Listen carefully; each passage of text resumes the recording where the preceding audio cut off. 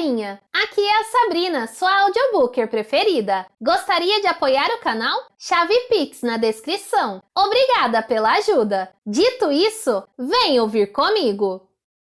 Lex. Ela estava enrodilhada dentro de um grande cano de drenagem com 1 metro de diâmetro que passava sob a estrada. A luva de beisebol estava em sua boca e ela balançava para frente e para trás, batendo a cabeça repetidamente contra a traseira do cano. Estava escuro lá, mas ele conseguia enxergar perfeitamente com seus óculos. Ela parecia não estar ferida, e ele sentiu uma grande explosão de alívio. Lex, sou eu, Tim. Ela não respondeu. Continuou a bater a cabeça no cano. Vem aqui para fora. Ela balançou a cabeça, negando. Ele podia ver que ela estava muito assustada. Lex, disse ele, se você vier aqui fora, eu deixo você usar esses óculos noturnos.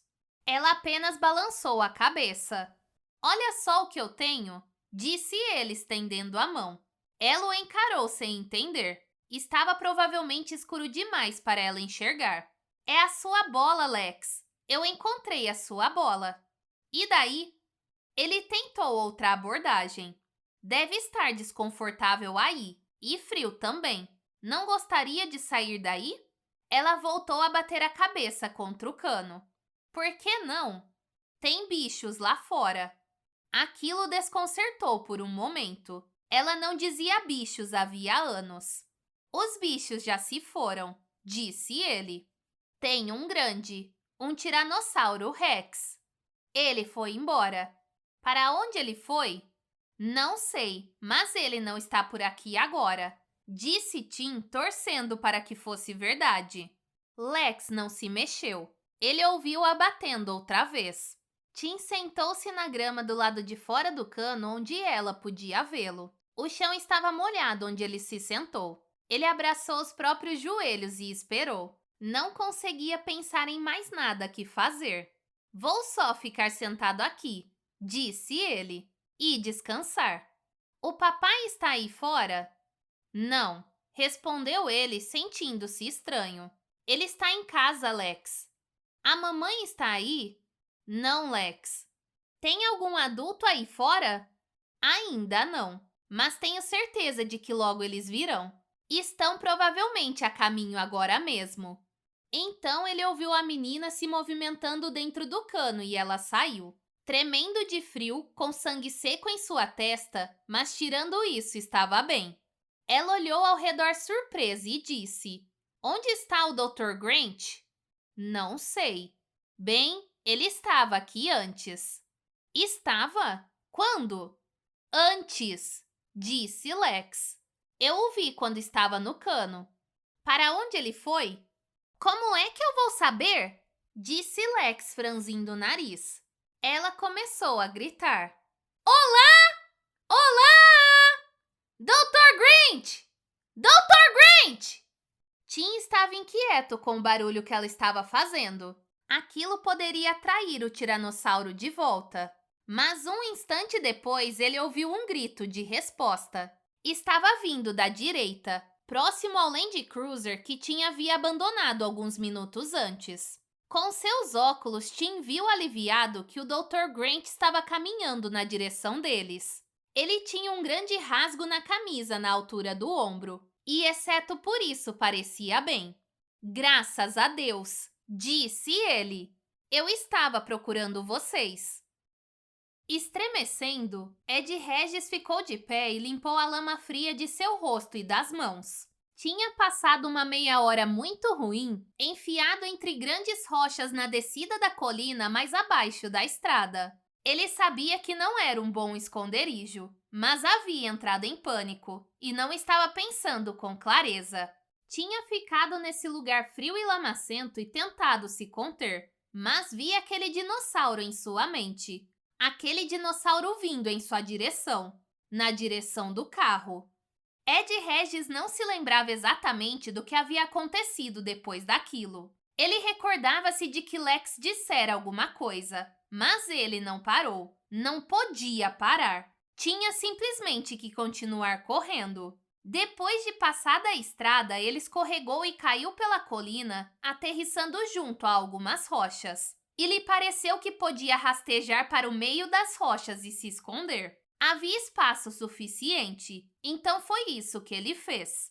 Ofegante e aterrorizado, sem pensar em nada além de escapar do tiranossauro. E, finalmente, quando ele estava enfiado como um rato entre as rochas, acalmara-se um pouco e fora inundado pelo horror e pela vergonha, pois havia abandonado aquelas crianças. Apenas fugiu. Apenas salvou a própria pele. Ele sabia que devia voltar para a estrada, devia tentar resgatá-los, porque sempre se imaginara como alguém corajoso e calmo sob pressão.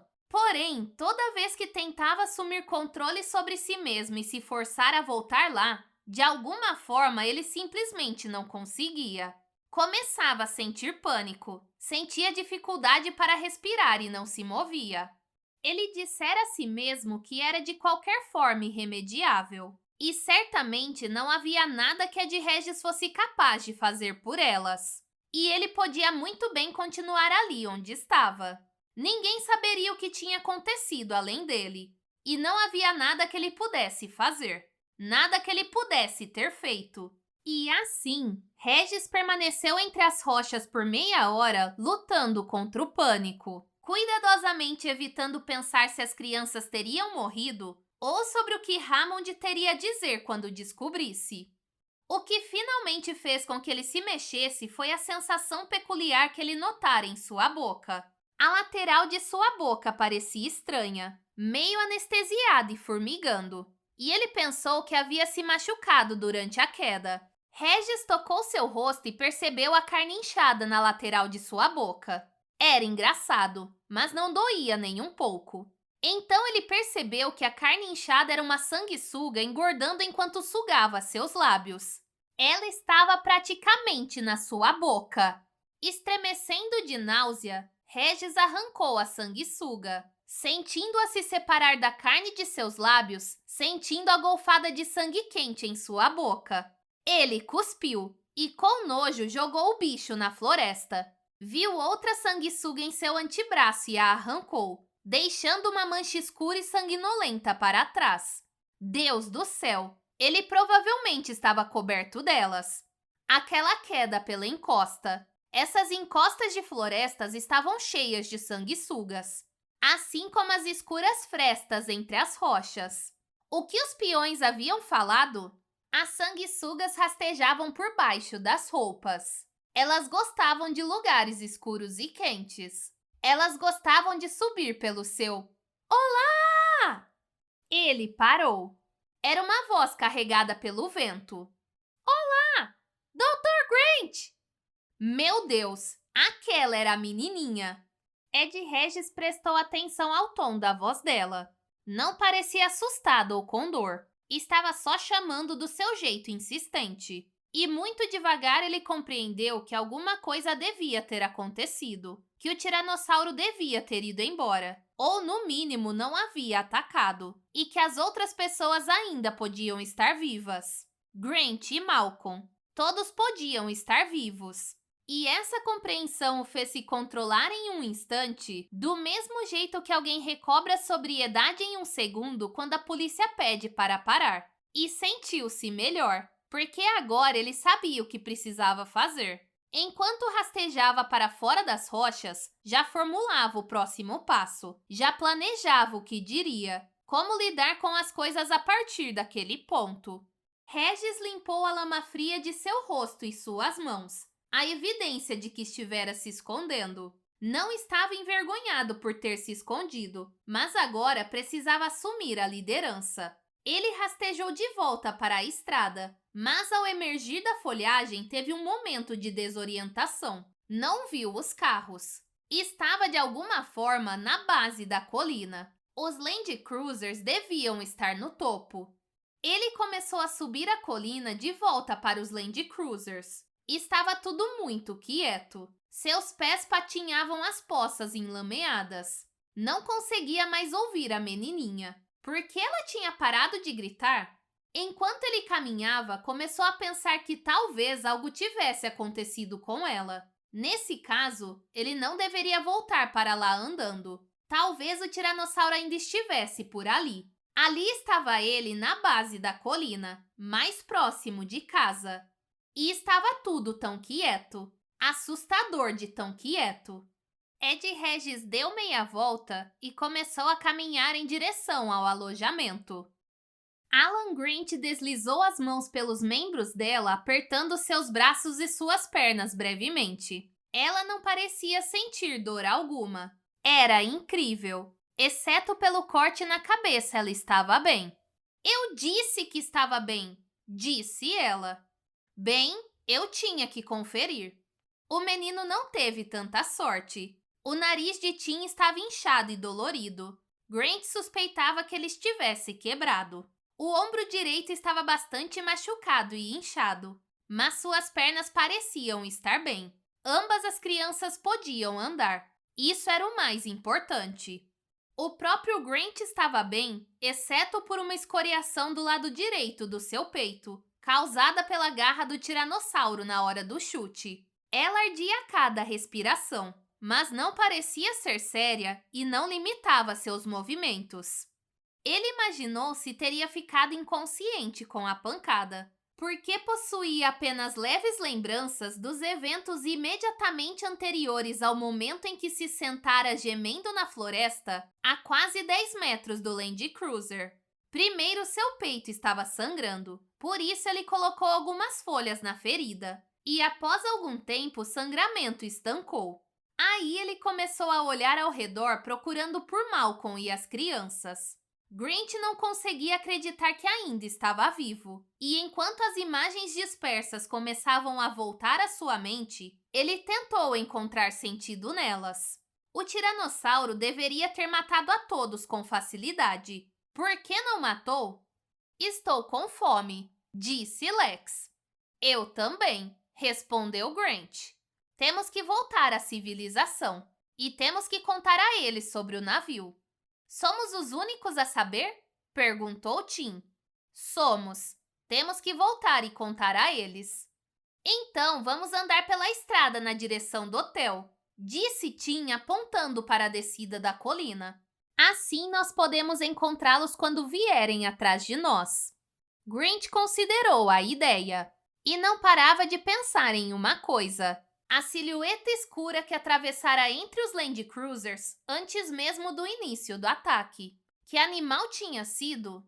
Ele só podia pensar em uma possibilidade. O tiranossauro pequeno. Acho que não, Tim. A estrada tem cercas altas dos dois lados, disse Grant. Se um dos tiranossauros estiver mais abaixo na colina, estaremos presos. Então devemos esperar aqui? Perguntou Tim. Devemos, respondeu Grant. Vamos simplesmente esperar aqui até alguém chegar. Estou com fome, disse Lex. Espero que não demore muito, disse Grant. Eu não quero ficar aqui, disse Lex. Nesse momento, da base da colina, eles ouviram o som de um homem tossindo. Fiquem aqui, disse Grant. Ele correu adiante para olhar a parte mais baixa da colina. Fique aqui, disse Tim e correu atrás dele. Lex seguiu o irmão. Não me deixem! Não me deixem aqui! Gente! Grant colocou a mão sobre a boca de Lex. Ela lutou para protestar. Ele balançou a cabeça e apontou para a colina, para que ela olhasse naquela direção. Na base da colina, Grant viu Ed Regis de pé, rígido e imóvel. A floresta ao redor deles tinha ficado mortalmente silenciosa. O pano de fundo constante das cigarras e sapos tinha cessado de modo abrupto. Havia apenas o leve farfalhar das folhas e o gemido do vento. Lex começou a falar, e Grant puxou-a contra o tronco da árvore mais próxima, abaixando-se entre as raízes pesadas e retorcidas na base. Tim enfiou-se ali logo depois deles. Grant colocou um dedo sobre os lábios, sinalizando para que ficassem quietos, e lentamente olhou no entorno da árvore. A estrada abaixo estava escura, e conforme os galhos das grandes árvores se moviam com o vento, a luz do luar se filtrava através deles, formando um padrão sarapintado imutável.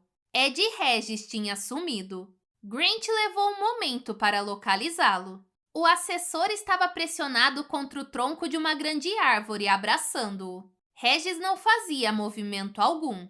A floresta continuava silenciosa. Lex puxou a camisa de Grant impaciente. Queria saber o que estava acontecendo. Então, de algum ponto muito próximo, eles ouviram uma exalação, quase nada mais alta do que o vento. Lex também escutou, porque parou de lutar. O som flutuou na direção deles outra vez, tão suave quanto um suspiro. Grant pensou que era quase como a respiração de um cavalo. Grant olhou para Regis e viu as sombras móveis lançadas pela luz do luar no tronco da árvore. Em seguida, Grant percebeu que havia uma outra sombra imposta sobre as outras, mas imóvel. Um pescoço forte e curvado e uma cabeça quadrada. A exalação soou novamente. Tim inclinou-se adiante cuidadosamente para olhar. Lex também se inclinou. Eles ouviram um craque quando um galho se quebrou e surgiu no caminho um tiranossauro. Era jovem. Tinha cerca de 2,5 metros e se movia com o andar desajeitado de um animal jovem, quase como um filhote de cachorro. O tiranossauro pequeno tropeçava pelo caminho, parando a cada passo para farejar o ar antes de seguir em frente. Ele passou pela árvore onde Regis estava se escondendo e não deu indicação alguma de tê-lo visto. Grant viu o corpo de Regis relaxar de leve. Regis virou a cabeça, tentando observar o tiranossauro do outro lado da árvore. O tiranossauro estava agora fora da vista, mais distante na estrada. Regis começou a relaxar, soltando o ponto em que apertava a árvore. A selva, porém, continuava silenciosa. Regis permaneceu próximo ao tronco da árvore por mais meio minuto. Então, os sons da floresta retornaram. O primeiro coachar de um sapo de árvore, o zumbido de uma cigarra e então o coro completo. Regis se afastou da árvore, balançando os ombros, soltando a tensão. Ele caminhou até o meio da estrada, olhando na direção do tiranossauro que partira. O ataque veio da esquerda. O jovem rugiu enquanto girava sua cabeça para frente, derrubando Regis no chão.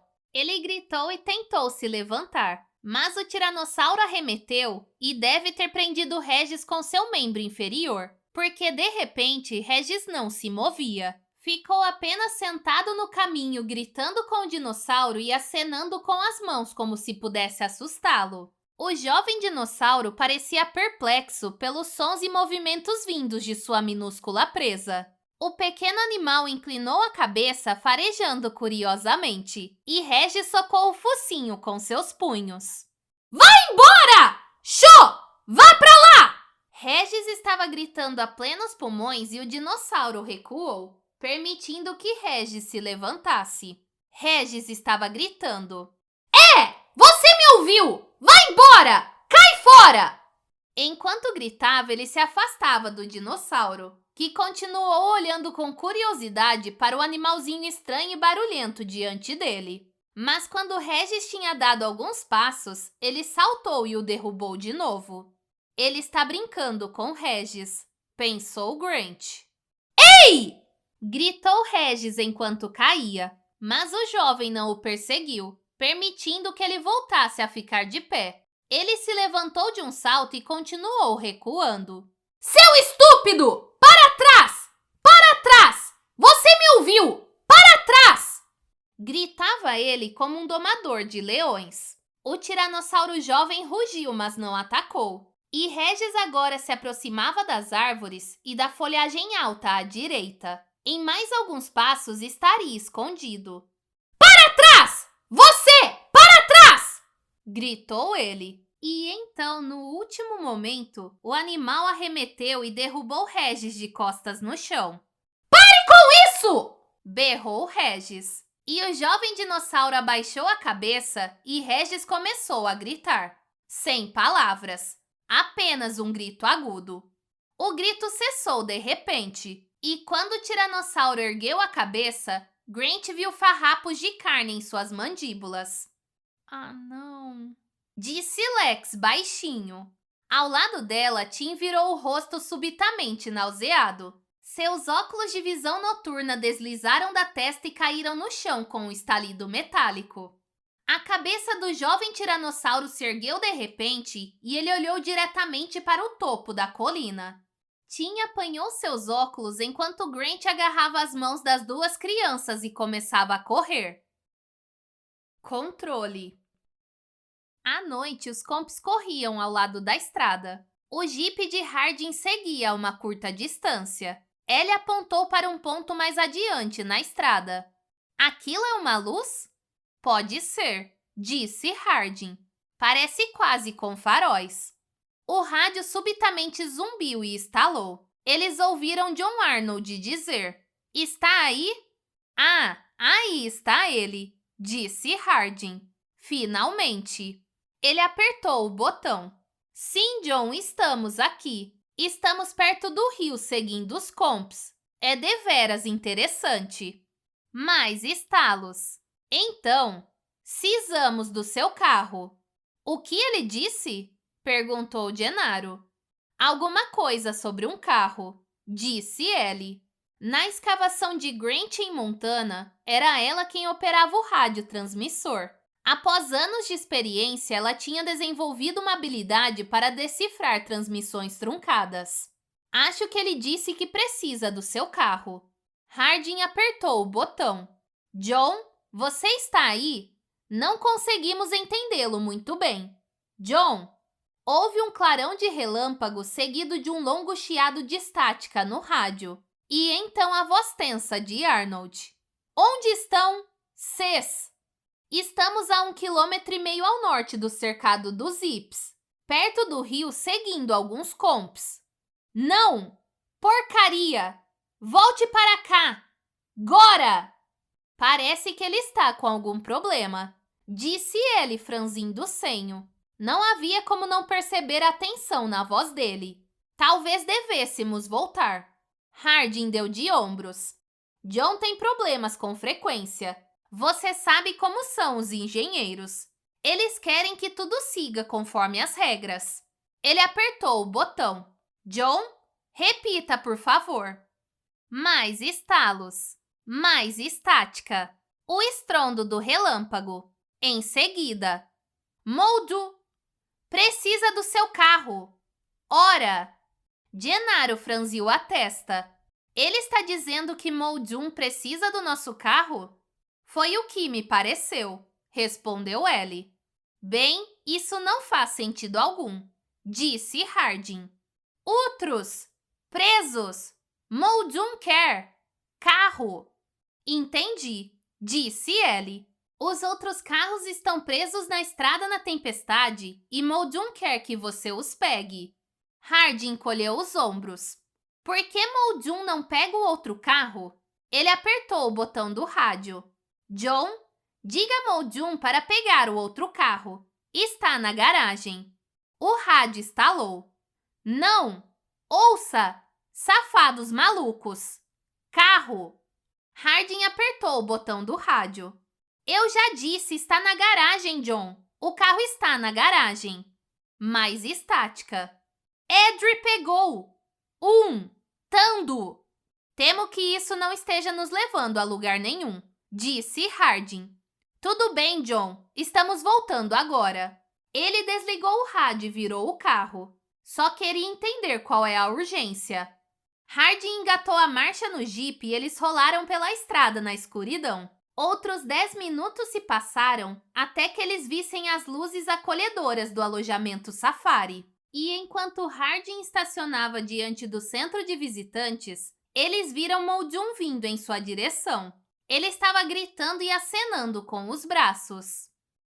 Maldição, Arnold, seu filho da puta! Maldição! Bote este parque de volta nos trilhos! Agora! Traga meus netos de volta para cá! Agora! John Hammond estava de pé na sala de controle, gritando e batendo seus pezinhos.